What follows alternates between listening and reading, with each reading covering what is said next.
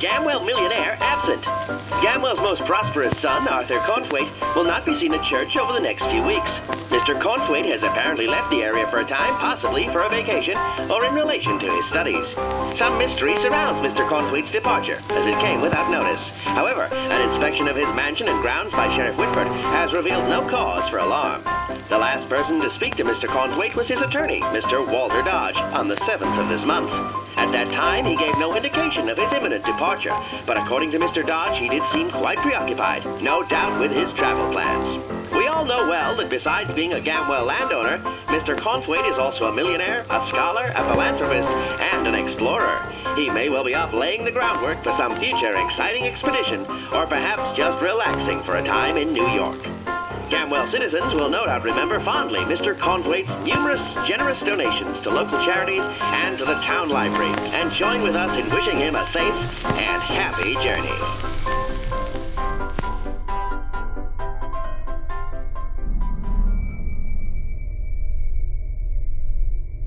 Dodge Brothers, Attorneys at Law, 14 Main Street, Gamwell, January 30th, 1925.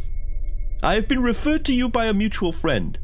As his attorney, I am very interested in locating the missing Mr. Arthur Cornthwaite, and our associate mentioned your name as being one connected to Mr. Cornthwaite. Thus, I have taken the liberty of contacting you. I am a partner of an established legal firm in Gamwell. Mr. Arthur Cornthwaite is one of our clients, and as his attorneys, we hold certain documents in trust for him. It would appear that Mr. Cornthwaite has departed without notifying us of his movements. This leaves us in a quandary as to how to manage his estate in his absence without his authority on such matters. We would like you to locate Mr. Cornthwaite and obtain from him his wishes in respect of this matter, or better still, request that he contact us. If it should, heaven forbid, transpire that Mr. Cornthwaite is no longer with us, then we will need some evidence of same to proceed with his wishes as outlined in his last will and testament. Hopefully this is an unnecessary contingency, but one which we must nevertheless consider in the light of Mr. Cornthwaite's mysterious departure.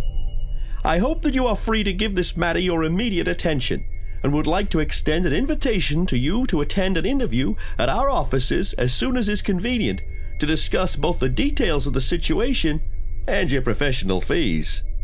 Anticipating a prompt reply, yours faithfully, Walter Dodge.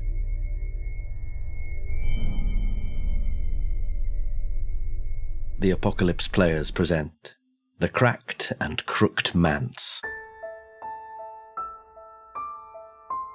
A scenario by Mark Morrison, updated for 7th edition Call of Cthulhu by Lynn Hardy. Starring Joseph Chance as Rose Damien.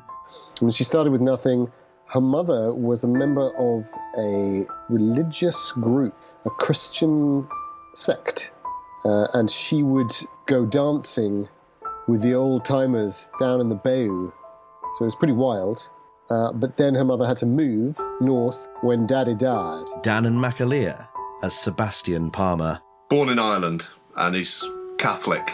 About 10 years back, had a horrific accident in which a petrol tank exploded that he was being made to fit without the right experience. So he's got very severe third-degree burns down one side of his face, down his arm and to his hand. And he's now part of the union movement, trying to unionise workers around the States. And Dan Wheeler as Dr. Johannes Bergman.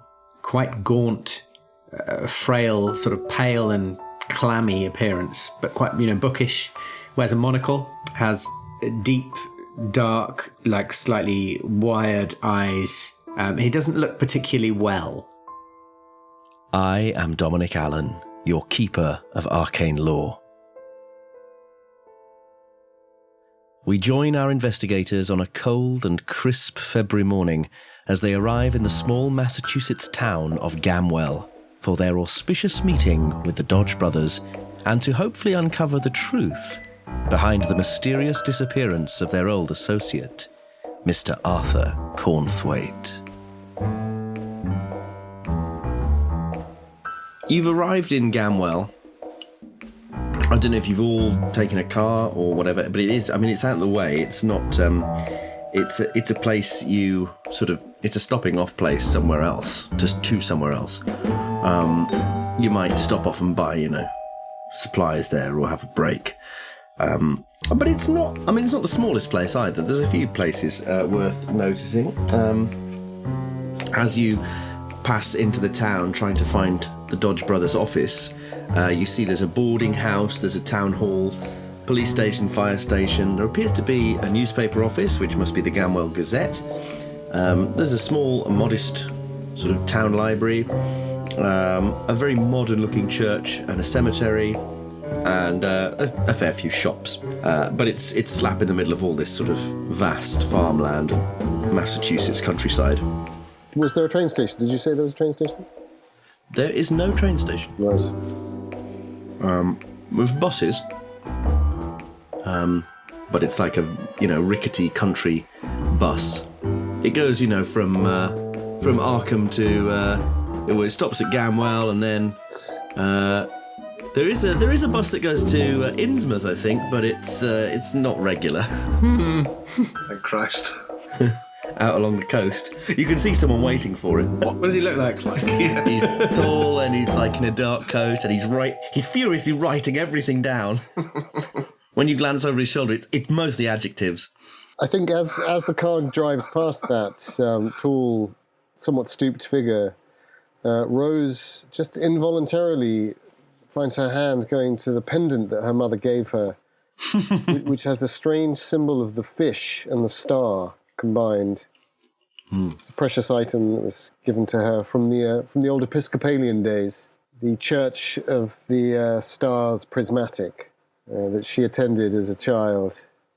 But then the car just drives on, obviously. So it doesn't take long to find the Dodge Brothers office. It's a shabby little place, this office. It's there's a staircase. It's above a shop. There's a staircase at one side that you go up. And at the top there is a door that says Dodge Brothers Attorneys at Law. And then underneath it says Reginald Dodge, Walter Dodge, Herbert Dodge. But that's in reverse order. Herbert Dodge, Walter Dodge, Reginald Dodge. So, you can hear them talking inside. The door is slightly ajar, in fact, and it's got that sort of frosted glass.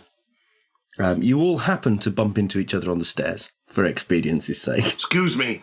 Oh, no, after you, young man. Thank you. You have an appointment? Oh, I do, yes, with, I believe it's a Walter Dodge, attorney at law. Yeah. I'm here to see, the Dodge, brothers as well, yeah. Don't know which one. Oh, well, if you forgive me, I think I recognize that face coming up behind you there. Oh, Rosalie. It is Rosalie, isn't it? Why, you remember me. Oh, that's so kind. It's the doctor, is it not? Of course. How could I forget a face like yours? Yes. Well, you'll have to forgive me that I can't remember your name, doctor. Wasn't it, Wolf? While this is happening, I just walk off up the stairs. Johannes Wolfgang, but Hans, please, call me Hans. Hans. Oh, enchanté. So good to see you. Yes. She sweeps her broad-brimmed hat, which I think is her only feminine article, really, in that sense. Sweeps it off and gives you a slightly outrageous bow. What an extraordinary coincidence. I take it we are all here for the purpose of seeing the Dodge Brothers. You're all squeezed at this point onto about a 3-foot square landing. Oh, I see. So the bow is like, it really gets in the way. Yeah, but she still does it. Ladies first, as they say. Absolutely. Well, in which case I should definitely make way for you then, shouldn't I, Doctor? No, but I jest. Oh, your American sense of humor. This young man, I don't believe that I've met him. Have you had the pleasure? No. Oh, well, my apologies. It's Palmer. Sebastian Palmer. It's a pleasure to meet you, Mr. Palmer. She holds her hand out. Which hand does she hold out? The right hand. That's good. I shake with my right. It's quite a firm shake. Oh, pleasure to meet you. Is it self-evident that the hand is burnt as well, or is it just the other hand is the left hand And the left side of the face. But obviously the face, she would know. Yeah. Yeah, I think she unapologetically studies you. Mm. And, hello, Doctor, is it? Dr. Johannes Wolfgang Bergman, yes. Okay. Pleasure. Pleasure, Doc. Likewise, great pleasure. I'm fascinated to see what the Dodge brothers have to ask us about. Were you a friend of Mr. Cornthwaite? Oh, yeah, so we are here for the same thing. I wouldn't say a friend, no, more an associate, perhaps, but yeah, he seemed like a decent enough fella. Yes, very much so. Interesting man. His letter startled me, but intrigued me as well. I suggest we go in and hear more about it. Yeah, well, yeah, let's do that. And is there a door that's obviously the thing to knock on? Yeah. It's got the names on, and it is slightly ajar. But they don't seem to have noticed you on the landing because you can hear them talking. I'm just going to walk straight up and give it a rap because In those split seconds, could I do a listen check? Yes, I was about to say the same. Yeah. Perhaps for different reasons we're doing it, but... Wait! Darn it. I heard nothing because of your American yabbering. Yabbering. Well, pardon me, Doc. Yeah, I've done an 11. That's a pleasing listen check. Rose manages to hear... It's nothing particularly exciting, but actually, well, maybe it is relevant. You hear them saying, well, I mean, if we don't hear anything, when do we involve the police? We can't involve the police. Another year like this, and we're going to be out on our hindquarters. We're going to be broke.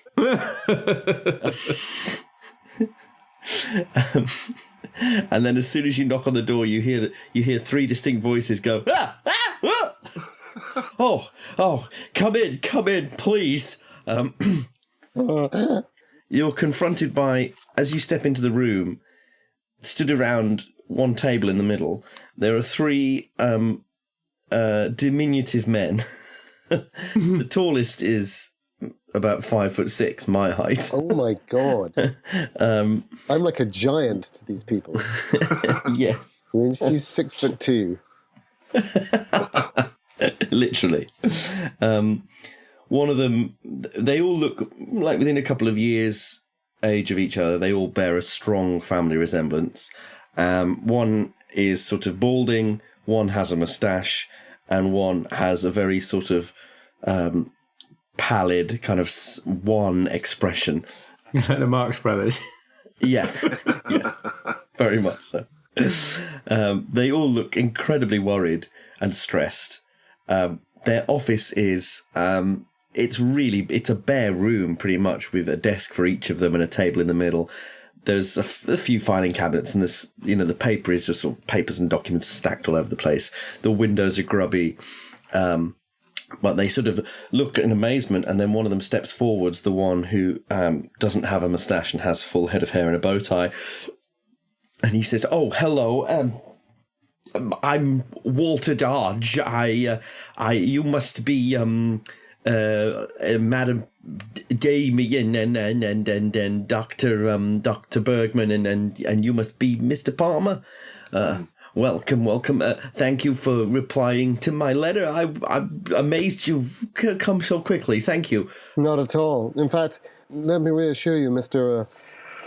Dodge, there's no need for the police. I couldn't help but overhear as we came in. Why, Mr. Palmer, the good Dr. Bergman, and myself will readily be your first form of investigation before such drastic needs. She draped herself across the nearest chair. They all sort of look quite abashed and sort of go, and the one with the balding older one comes up, and even though you've already sat in the chair, he sort of touches it as if to sort of tuck you in with it. "Oh, there you are, madam." I think the look is withering, but she's busy lighting up another cigarette. She's not 6'2", that's too tall. She's 6 foot. Please, yes, please do sit. Please sit. Oh, thank you very much. I pull up a chair as well. I'm happy standing, thank you. Forgive me, I'm Walter Dodge. This is my older brother Herbert, and this is my younger brother Reginald. We are the Dodge brothers. Almost involuntarily, Reginald claps his hands. In which case... Stop it! So without sort of... One moment she's just lying there, draped, so looking a little bit like a kind of leopard. And then suddenly she's on her feet at the clap, and she starts doing a little clap number, throwing her... Step will change. Yeah, and I'm going to do my dance check. Oh. It's a 0-6. Oh. I mean, I didn't really ask for it wasn't really contested there. What are you hoping to achieve? But I'll let you tick the box. I mean, she's not going anywhere, let's face it. It's a one and done here. But she puts on a little show for all, and then ends up right next to the guy and does a single clap and then winks at him. Yeah, Herbert, the older one, he bursts into applause. Gets an erection. Quite right. And Walter says, well, that was marvellous, but we should probably get down to business. I couldn't agree more before the doctor starts to analyse me. At that comment, there's a sort of like a smile flickers across my face. I flick open my doctor's case and take out my notepad without sort of opening the case properly, so you can't see anything else in it. I just draw the notepad out on a pen and then close the case again.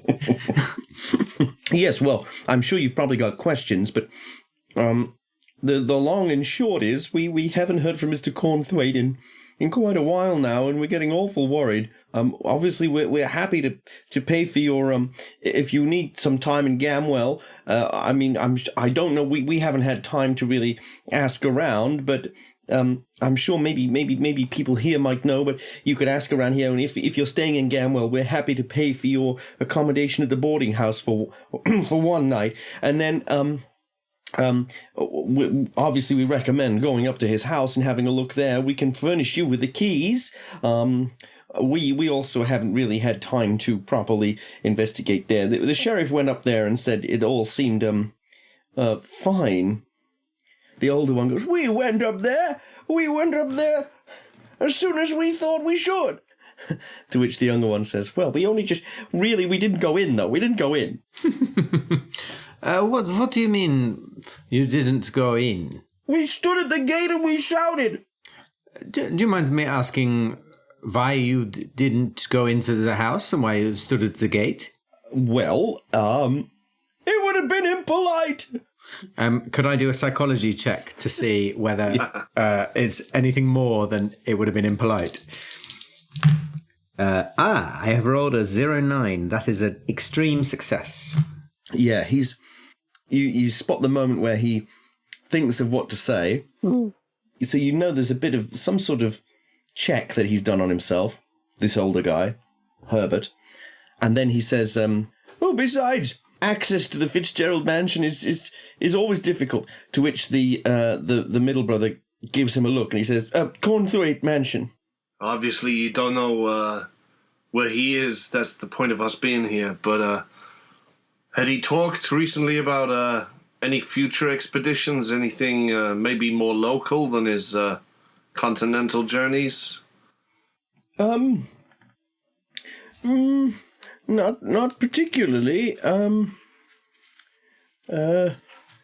He just not long ago he got back from South America.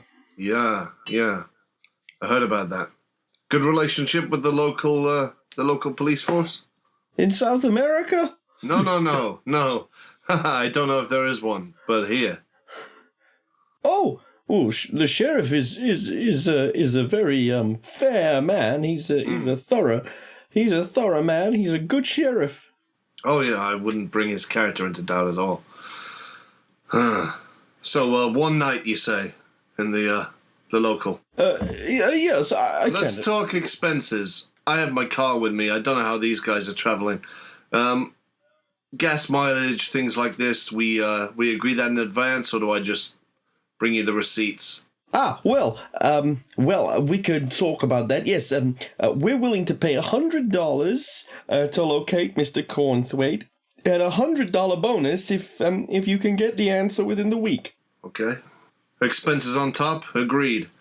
Anything else you can tell us?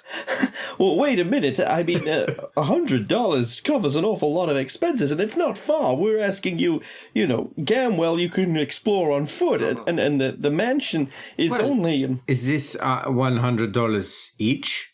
How much is your last client worth to you? Is there, like, a young clerk or anything like that? Is there a receptionist or anything like that? Literally the three of them. Skeleton staff. It's just the three brothers. Yeah. Okay. But you can give me a charm or a persuade roll if you want to, or intimidate actually with that line of questioning about their last client. I don't want to go full intimidate. I'll try persuade. Okay.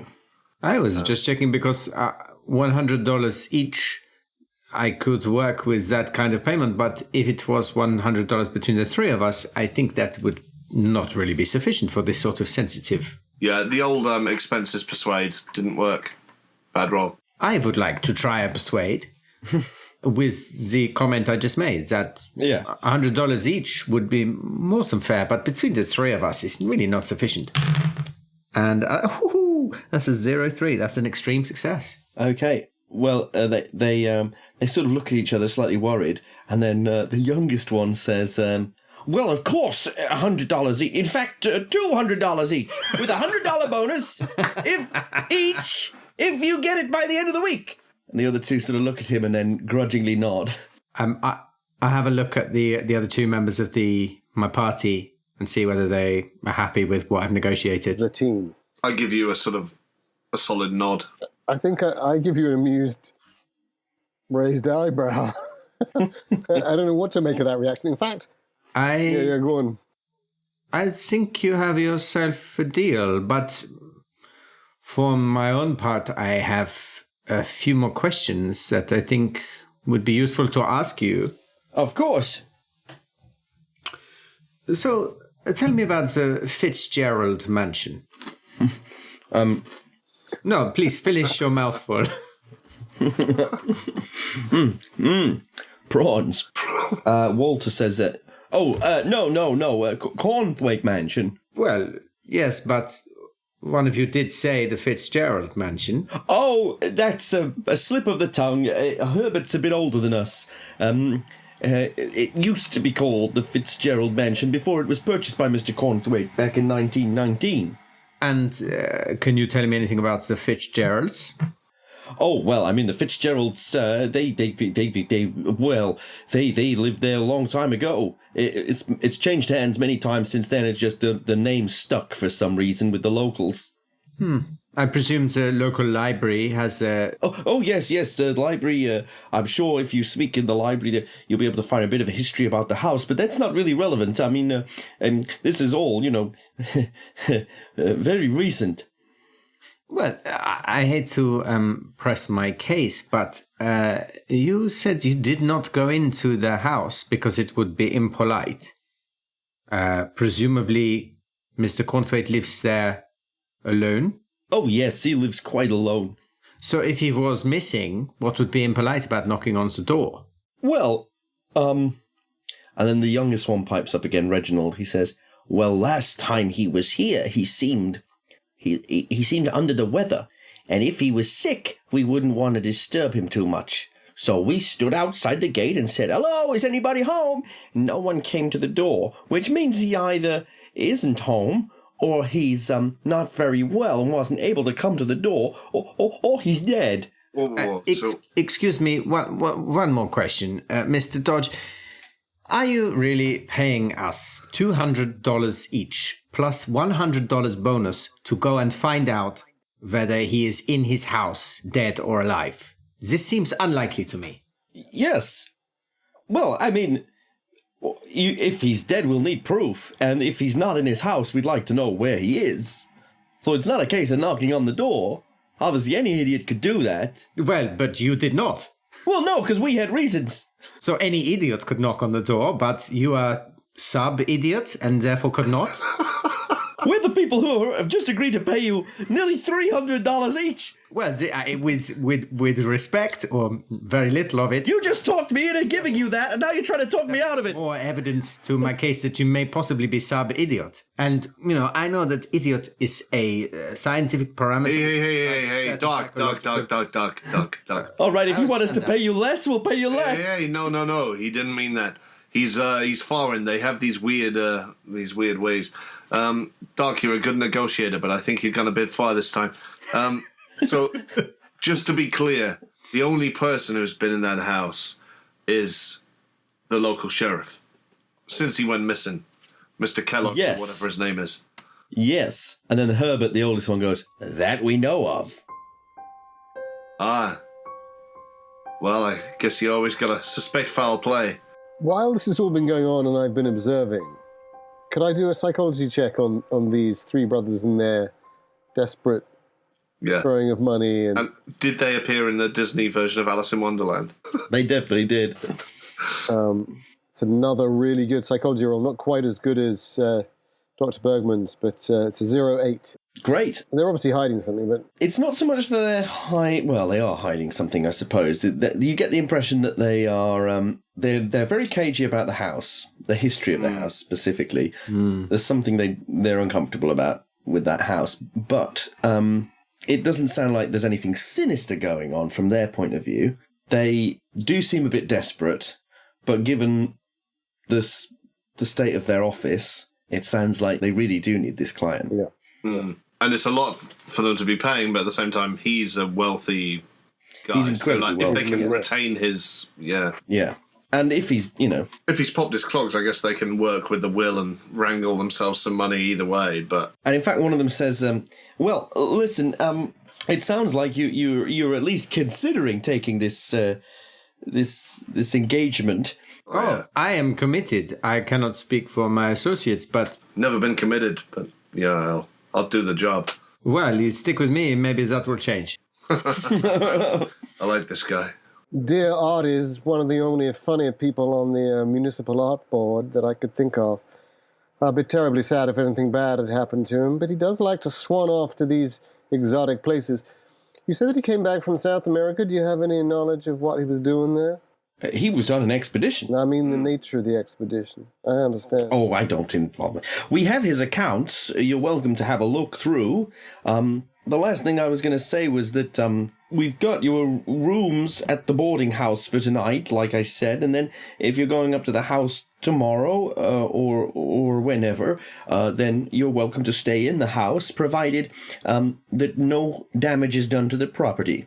If any damage is done to the property, then we would obviously have to either reduce it from your fee or otherwise forego the fee. That sounds quite reasonable in theory, but if you have not been inside the house, how will you know whether the damage is done by us or whether it has been done previous to us? You want to supply a photographer? Should we you send a photographer to take preliminary photographs, or we draw sketches and say, oh, there's a little bit of damage to the banister here, and there's... No. I mean, we'll be very reasonable. Obviously, wear and tear is to be expected, and the sheriff has been there recently, and he said there is some, there's some damp issues. So, obviously, I'm talking about, if you break a window or... Excuse me again, I'm sorry to be talking so much, but this seems a very, very peculiar thing to require. Why would you think that we would break a window? Who do you think we are? You employ us, you pay us $200 a piece to investigate the disappearance of this man, and you're telling us not to break a window? Do you think we are a bunch of undergraduate students who are going to have a party in this mansion? That was just an example. We don't think you're going to break a window. And they all involuntarily glance at Sebastian Palmer. I'm utterly used to that, and I just smile at them with my half-burned lips. As Miss Rose here suggested, I would like to have a quick look at those accounts, primarily because I was actually Mr. Cornflakes. He actually he tried to. I'm sorry. Cornthwaite. No, Mr. Cornthwaite. He liaised with me on the hiring of some of the workers to help with the expedition. I'd just like to make sure they all got back in one piece and were properly remunerated. So, yeah, I'll have a quick look at those if that's all right. Yes, they one of them goes over and starts like going through the filing cabinet and comes back with a set of accounts. Well, feel free to have a look. Surely it's not that much to leaf through if it's just the last expedition before he came back. It's not like I'm not going to be looking through the whole tome necessarily. I might want to at some point, but... Could we take it away with us so that maybe we could peruse it in the boarding house? Oh, no, we can't let them up to the office. Understood. I understand. That's fair. Unfortunately, you will have to give me an accounting roll. Oh, yeah, happy to. For once, I am happy to do that. And it will still take you a bit of time, so I don't know if you're all doing that or if Maybe the role is me sort of opening it and just having a look at how detailed it might be to like sort of analyse, because obviously these guys are chaotic. Who knows what their bookkeeping's like? So let's do the roll on that. Oh, 2 on a 55 accounting. Oh, very good. But if it seems like it's going to take a while anyway, I might just turn to the others and say, I'll meet you at the boarding house, but I'm going to have a quick look through this. So feel free. I'll meet you there, shall we say, in, I don't know, how long do I estimate this might take me? Half an hour? Half an hour. Okay. 20 minutes?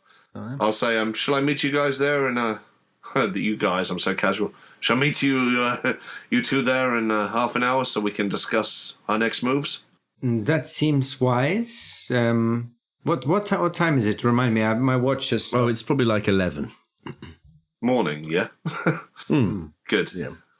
While this conversation is going on and the material is being brought forth, is there anything of value left on these desks at all?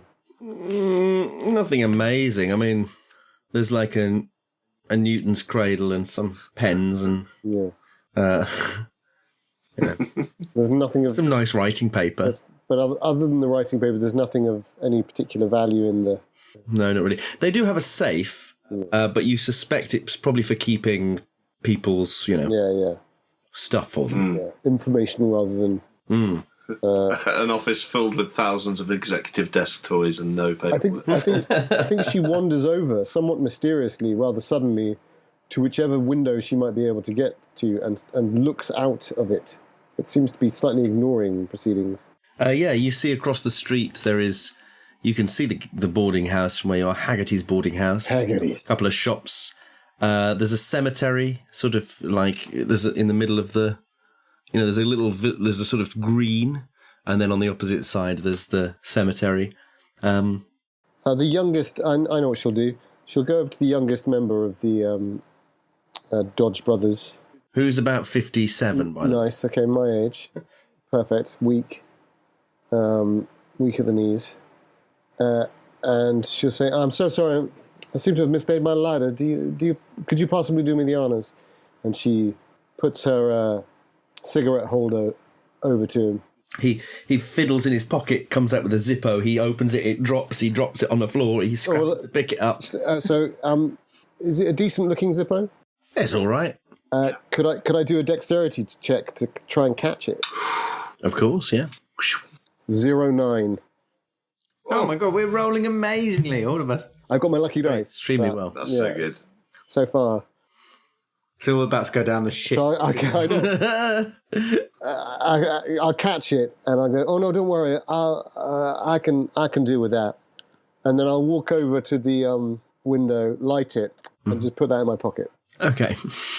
I notice even that brief fall before she snatches it, but all I do is sort of, anyone watching will see my eyes dart and widen, and then sort of breathe and sort of look down at the book again.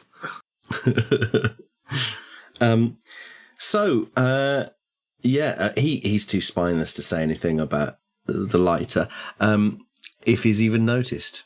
So Sebastian Palmer begins leafing through these accounts. What do Rose and the good doctor do? So while that's going on? While Rose is engaged, the younger Mr. Dodge, I'd like to approach Herbert Dodge. Split them. In one room, we're splitting. Yeah. Mr. Dodge, you are clearly the senior partner as in this firm. Clearly. Clearly, because I can tell you have an astute mind. I'm a psychologist, you see, and I can tell an intelligent man just by looking. I've never met a psychologist before, but I'm excited to. There's a first time for everything. And Or a German. Oh, very, very good recognition of my accent. Tell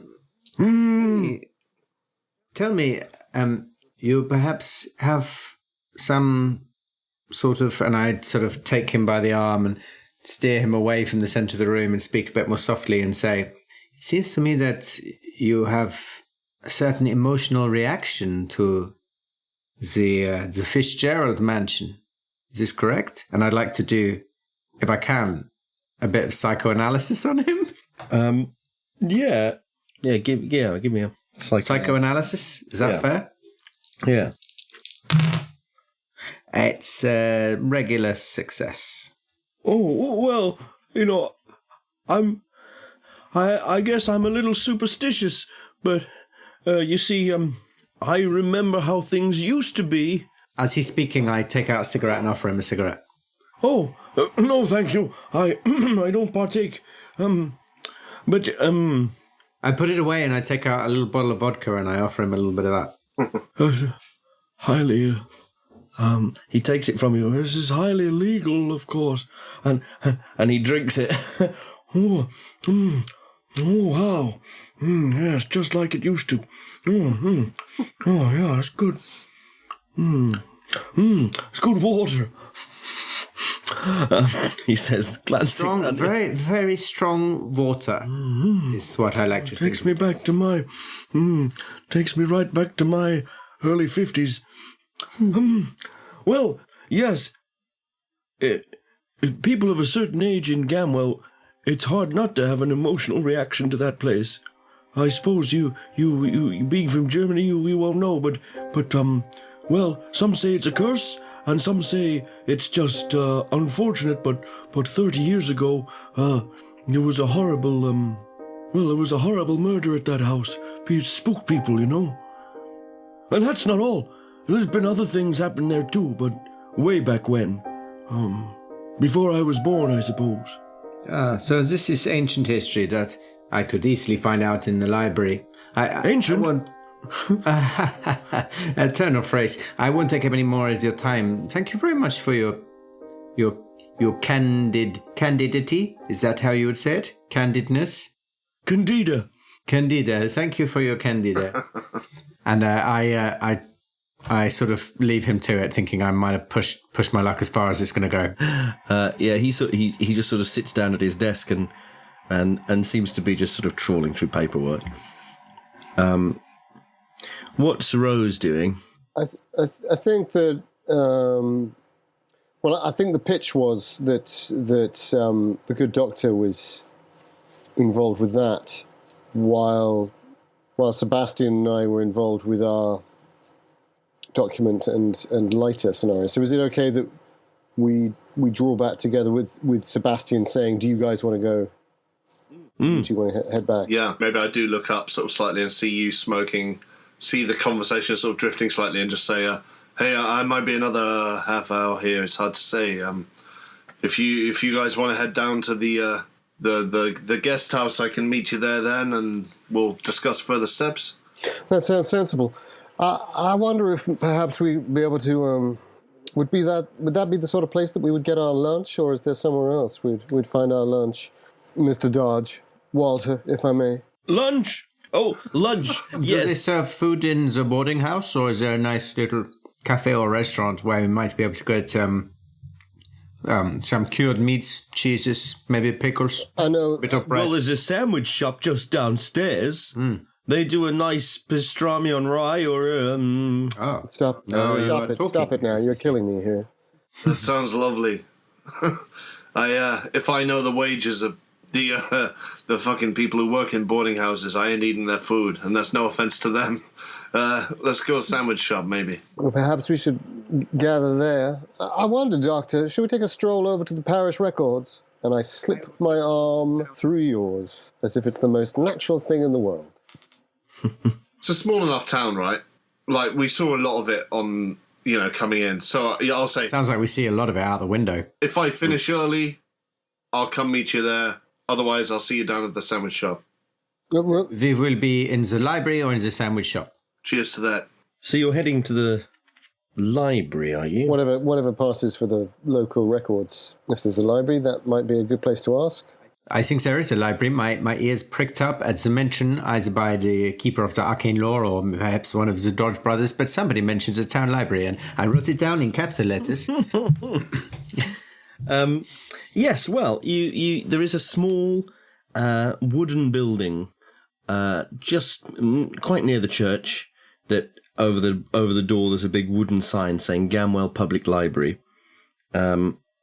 It's modest, but it's crammed. I mean, it's got plenty of books, but it's what it is. Sort of clapboard, whitewashed kind of building. And as you come in, there's a young black woman. She's very smartly dressed.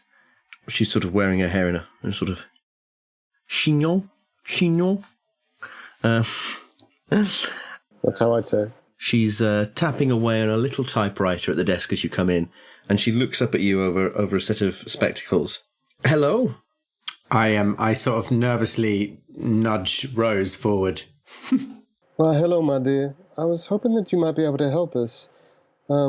This is Dr. Bergman. My name is Madame Damien. I wonder if we'd be able to gain some access to the records of the...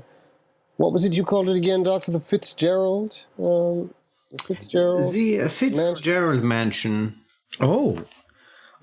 I lean forward conspiratorially with a suggestion of invitation rather than intimidation, and say, "It's regarding Mr. Conthwaite, but could we keep that between you and me and the good doctor?" Do me a charm roll. Thank you. That's sort of what I wanted. Yeah. That performance was perfect for the A southern charm roll, please. Does that mean I get a bonus? Does that mean do I get a southern charm roll? All southern charm roll. No. I'm pretty sure. Let me just get the rules up, Dom. But I'm pretty sure because I could really do with a bonus die. But if you're not going to give it to me, I totally understand.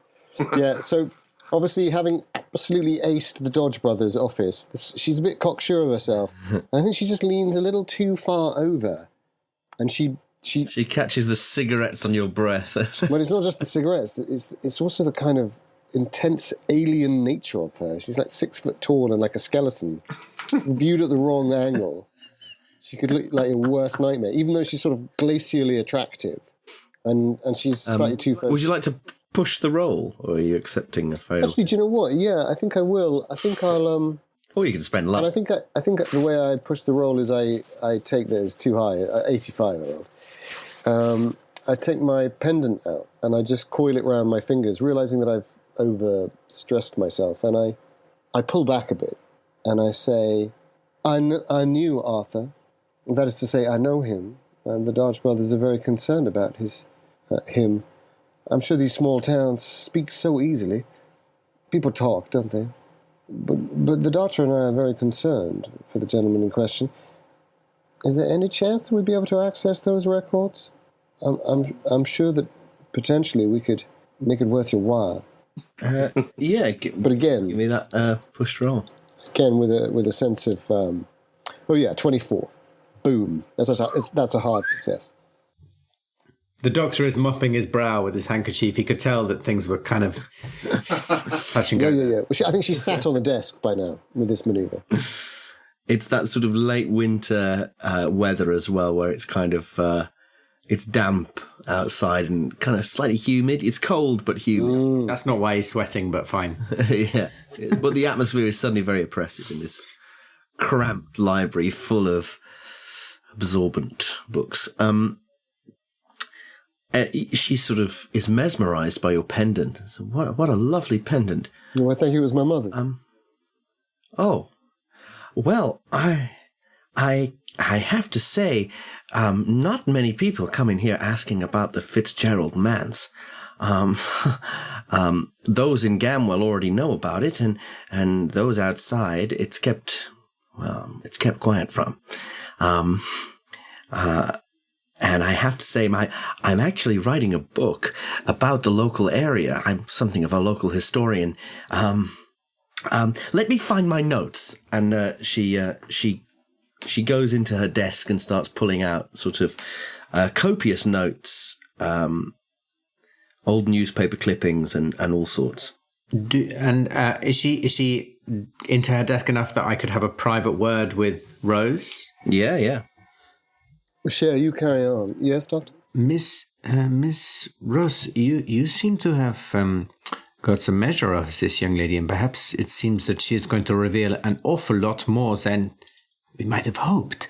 So I wonder, would you like to stay with her, and perhaps I could have a little look around the library? I know my way around the library, and see what else I can find while we are here. That sounds very sensible. I would say Wolfgang. Do you prefer Johann or Wolfgang? Please, Hans, for my friend. Hans. Well, Hans, I think be on your way, and best of luck with you. And Mew, I'm sure you will report back anything exciting that this young lady has discovered in her fascinating book writing enterprise. She smiles, and he hurries off behind the nearest bookcase. Okay. She resists a desire to slap his buttock in a nice way. Well, let's start with the Doctor then. So, what, you're just having a look through the bookshelves and seeing what kind of, trying to get a measure of the library.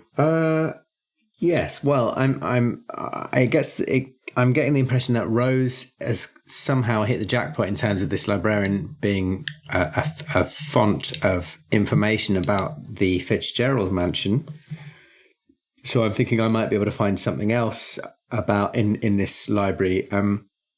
What I remembered hearing was that Cornthwaite was a major donor to the library. So I would like to see if I can find anything specifically about Cornthwaite, maybe related to him being a donor or just generally in relation to his interests, his expeditions. Okay, well, if you give me a library use roll, we'll see how you do. Just about a success. Great. So with Seb's accounting roll and Dr. Bergman's library use, let's find out what you've found out individually. So we'll start with Sebastian. You've spent a bit of time going through these accounts, and a few things stand out. It's immediately obvious that Cornthwaite is incredibly wealthy, and he's going to be wealthy for a long time. He's got some incredibly sound investments. Right. And sure enough, you come across his last major expedition, which was to South America in 1923. With your... the other things you notice straight away, the staff payroll at his mansion, there is a sort of a stipend that's paid out of his accounts directly to him as a lump sum that he must therefore then distribute privately to the employees. Right. So they're not individually listed on the accounts. It's just an attempt, presumably, to keep their identities private. Right. So it's impossible to tell from that how many staff he has? Exactly. But yes, you, with your extreme success, you notice two other things that stand out. Passage back from South America, he organised quite the trip out there, with, organising specialists and experts to go with him, equipment, supplies. Yeah. Coming back, only passage was booked for one person. That's not good. No. And finally, the 7th of January 1925, so over a little over a month ago, there was a purchase order for a large amount. It was a dumpster truck to bring a supply of salt to the house. Oh, fuck. But according to the accounts, it was not fulfilled, so payment was never made. Right. That's the last thing on there. Can I do a little occult check? It's very unlikely I'll succeed, but the idea of bringing a lot of salt to a place. Is that fair enough? Yeah. My occult's not high. Obviously, as Dan and I know certain things about that, but yeah. What is it? 50? No. Okay, no success. I don't really realise anything. It seems like an odd request, maybe, but yeah. Yeah. The Certainly. Dodge brothers are there with you. You can ask them if you want to. Yeah. About anything that you've read. I think, well, yeah, it's odd. If I've finished, is that the last thing I sort of glean from accounts? Yes. Yeah. So I think, I will turn to, which is the one that hasn't been accosted yet by the other two? The middle brother. Actually, I will say that some of the expedition you can work out where he went to initially, at least. Oh, okay. He went to Lima and then purchased travel down to Puno, and then you don't know, then all the other purchases were made presumably on site, but the right. travel back was from Rio de Janeiro. Ah, That's a long way. I was going to say it's a fair old distance, right? Yeah, we know- it's a couple of thousand miles away. do I know how they were travelling? I assume by like boat initially, and then or am I wrong? Like train and then boat, or like it doesn't really matter, I suppose. It's hard to say. Yeah, okay. It's hard to say. They shipped out there. So I am going to turn to them and just initially just say, who ordered the dumpster full of salt? Walter comes over. He says, "Well, Mr. Cornthwaite requested it, Yeah. and the amount was enough that it had to go through the books, Yeah, and clearly. he asked us to execute the order. But just between you and me, he was acting a little odd, so we weren't sure if it was some sort of, I don't know. It seemed like an unreasonable expense. Yeah. So we held off until we were sure what he needed it for. Hey. My thing, I assumed it was because of snow or ice.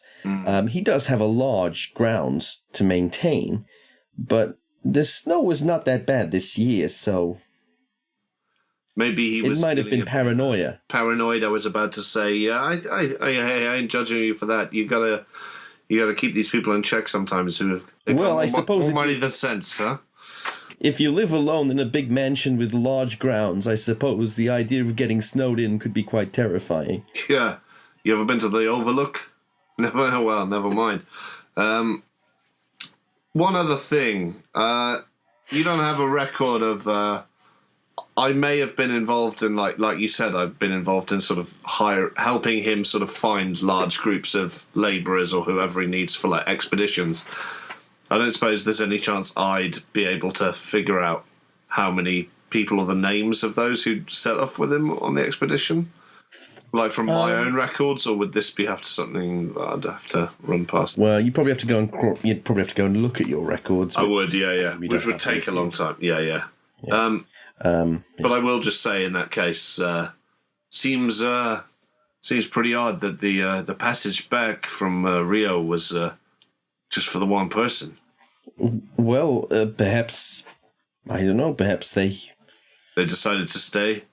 Puno was so nice, they all set up shop there. Well, I don't think they ended in Puno. I don't know. No, I'm joking.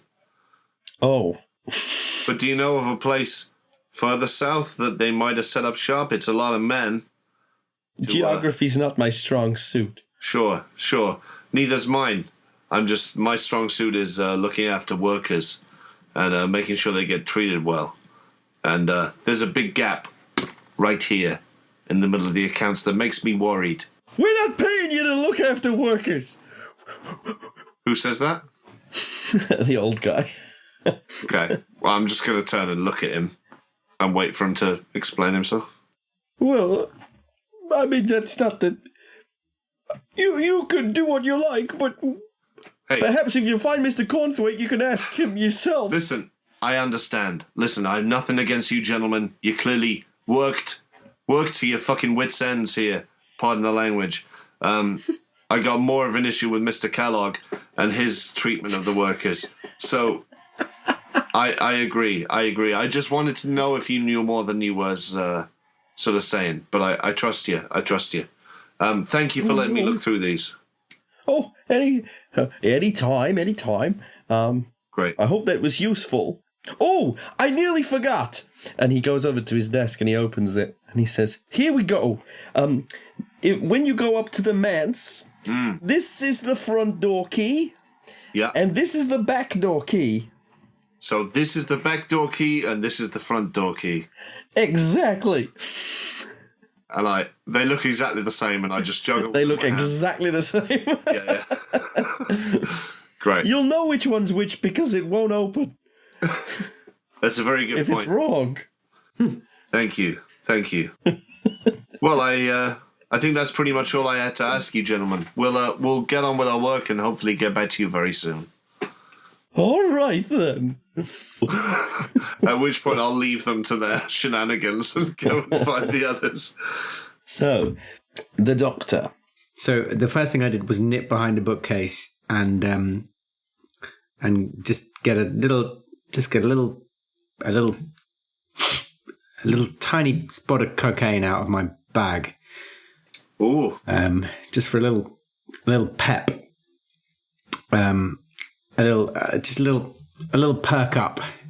Felt like sort of flagging a little bit. Okay, yeah.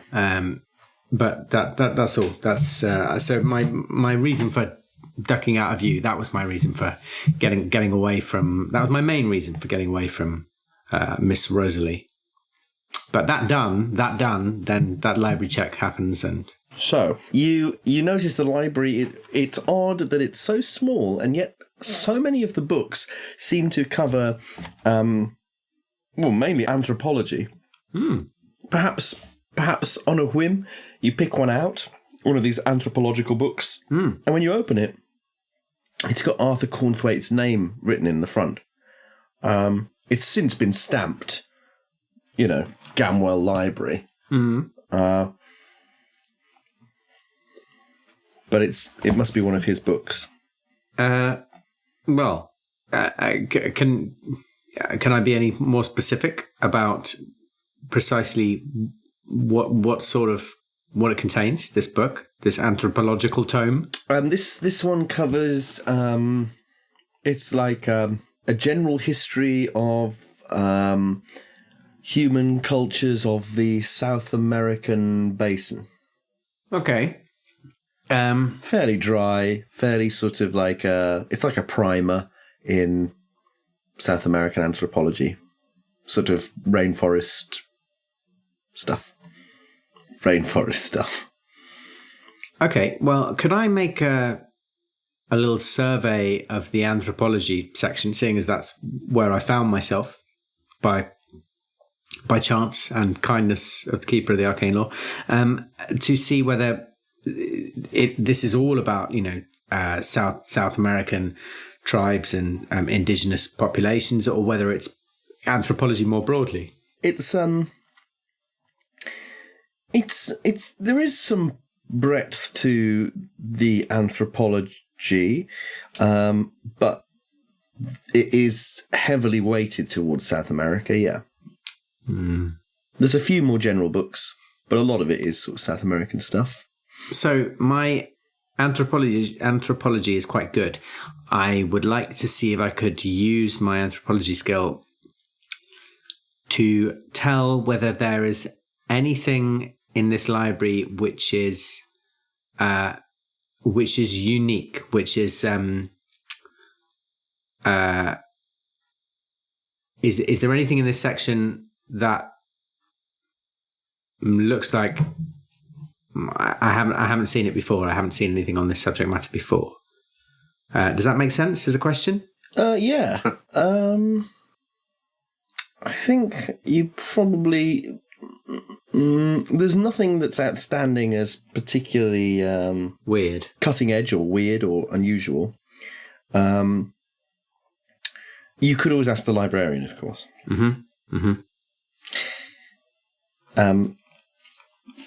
And speaking to the librarian, Rose Damien, she's got all these notes out about the book she's writing.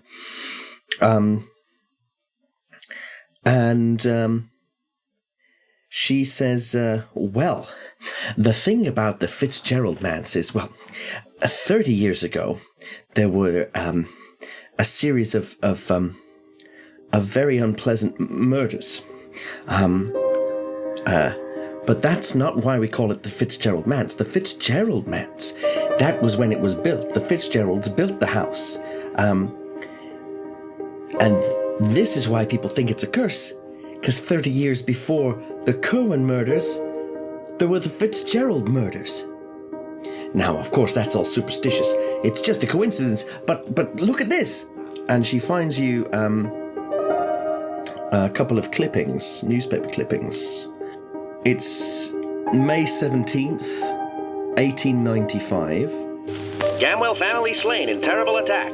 Mother and 3 children killed. Police seek missing father. A tragedy of awful proportions unfolded today in Gamwell when Mrs. Gloria Curwen and her 3 children, Harold 5, Sarah 3, and Susan 2, were found brutally murdered on their estate north of Gamwell, the well-known Fitzgerald Manse. Deputy Whitford of the Gamwell County Sheriff's Office made the grisly discovery while making a routine inspection. "I've never seen anything like this," the brave but shaken deputy told this reporter. "They were all dead." The family had indeed been brutally and cowardly slain, struck down by repeated blows from an axe. Not even little Susan was spared from this hideous fate. No murder weapon has been discovered, and Mr. Arthur Curwen, the children's father, is presently missing. He is wanted by the police for questioning, although fears are also held for his safety. And then she says, and then it took me a while, but I eventually found this. And it's a newspaper clipping from August the 15th, 1865. Tragedy befalls Fitzgerald home. Horrific news has driven anguish through Gamwell this week with the tragic slaying of Mr. Albert Fitzgerald and his entire family. While convalescing from an injury sustained at the Battle of Appomattox, Virginia, John Fitzgerald is believed to have shot his father, his mother Elma, and his younger siblings Simon and Grace in a fit of mania before turning his weapon upon himself. Readers may remember William, the Fitzgerald's eldest son, having played a role in the Second Battle of Bull Run in 1862, suffering a wound and subsequently dying of his injuries. Notice of funeral arrangements to be announced. May 17th, 1895, August 16th, 1865. And where are we now? 1925. 1925. 30 years later. Minus a few months. But she's going on. But yes, you see, I mean, I think it's just coincidence. The house was built in 1805 by the Fitzgeralds. They were a very wealthy family. And so when young Johnny Fitzgerald came along and killed everyone when he came back from the war, that was when the house was then sold to the Ainsfields in 1866, and they lived there till 1894, and then they had to sell and move. Apparently they went broke. Then Arthur Curwen purchased the house and moved in with his young family. He was a New Yorker who'd made a lot of money, moved out to the countryside. Yes, and then he, in 1895, he became psychotic, apparently, and murdered his family. And then, he's never been seen again. 30 years ago. How interesting. What was your name again, Don? I don't think you gave it to me. Oh, I'm terribly sorry. My name is Susan. Susan Arwell. Hello, Susan. You can call me Susie, she says, smiling. You can call me Rose. Well, it's nice to meet you, Rose. But yes, after the Curwen tragedy, no one ever found Arthur Curwen. The rumor is that he's still out there somewhere, plotting his revenge. But I think probably he either fled the state or he took his own life and we just haven't found the body yet. Anyway, the house was then, it was empty for a few years, and then the Franklins bought it. They were quite old. Martha died, and then Henry died, and then Mr. Cornthwaite came along and bought the place up in 1919. Got a good deal for it, thanks to superstition, I suppose. Did you ever meet Arthur? Do you know Arthur? Oh, Mr. Cornthwaite is, he's a great benefactor of the library. In fact, most of these books are his. When he came back from South America, he came along and he he donated an enormous amount of books. This is only about a third of what he gave us. The rest is all stuck in boxes in the back because there just isn't space on the shelves. How interesting. Well, he always does love to make a donation, that man. Yes. He's been back since to borrow books out again. Are you friends of Mr. Cornthwaite? We were associates. We've served on the Municipal Arts Board. Are you here to visit him? Well, we're here because we're concerned that he hasn't been in touch. Oh.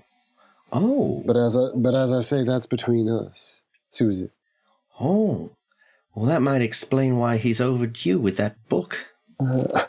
Oh, yes. Was there a particular volume he took out? Oh, is that? Yes. Is that the good doctor I see back there in the stacks? He appears to be sniffing books. I don't understand. It's very dusty in here. I do apologize. The library is not. Well, we do our best. Just love that new book smell. These are very old books, sir. Which, of course, can give you have hallucinogenic properties. Was there a book on loan that she knew of? Yes. Most recent reading. She says, yes, he in November, he came back to borrow one of the books he donated that he said he wanted to read again. It was, let me see. And she goes through the little file, the little index cards. It was called The Missing People, The Tribe That the Jungle Swallowed by Thomas Pratt. And the doctor, I mean, you're never far enough away in this library not to hear everything that's being said. The name Thomas Pratt, did you already do an anthropology roll? No. Let's have an anthropology roll, yeah.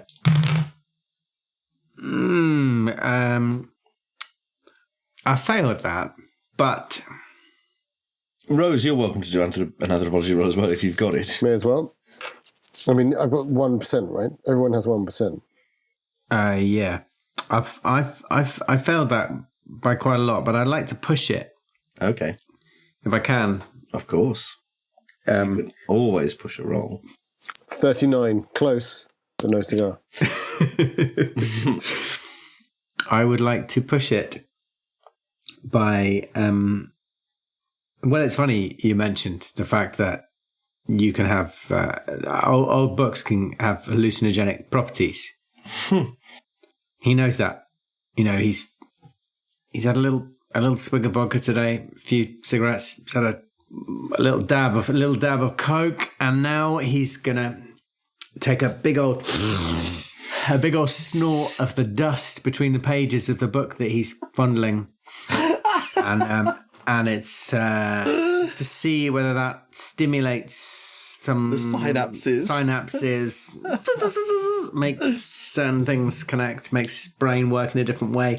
This is kind of how Dr. Bergman works, really. Like, he uses substances to stimulate his brain in different ways, and he's just going back into his memory palace, really, for Pratt. Who is this? Oh no! Was that no! Oh, okay. So, oh my god. That's just what you want, isn't it? It's just what you want. A pushed roll, taking drugs, and then rolling 100. and mentioning the word hallucinogenic at least twice. Yes. So the combination of the cocaine and the hallucinogens and the slight and the humidity of the room and everything, you inhale and you get this rush. Your pupils, if anyone could see you, but you're safely tucked behind a few shelves. Yeah. The sort of dusty light that's falling through the grime-covered windows, sort of catches half your face as your pupils turn into tiny dots. And you can hear Susan Arwell droning on about these horrible murders, and you suddenly see coming through the shelves just this figure of a man. It's all in silhouette, and he's holding something up above his head. He comes from from behind a bookcase opposite you, just coming through he's coming towards the shaft of light. He's holding this axe, and you can see as he steps into the light, he's wearing a kind of a blue military uniform from the Civil War, and he's got this insane expression on his face. He's covered in blood, and as the light falls on his face and you get this sight of him, he suddenly charges towards you, and the axe comes down, and the books clatter off the shelves. The axe is like. God, do I have time to draw my gun? Yes. I draw my Luger. I don't fire, but I hold it. My arm is tremoring. I hold it to try and ward off this spectre or figure. Oh God. Does he react? Does this figure react to? No, the books begin tumbling down, and you can feel his breath. He's in your face now. You feel the breath on you. Can you give me a sanity roll? Oh, fuck me. That's a fail on my sanity. You lose a point of sanity. Your muscles spasm, and you fire.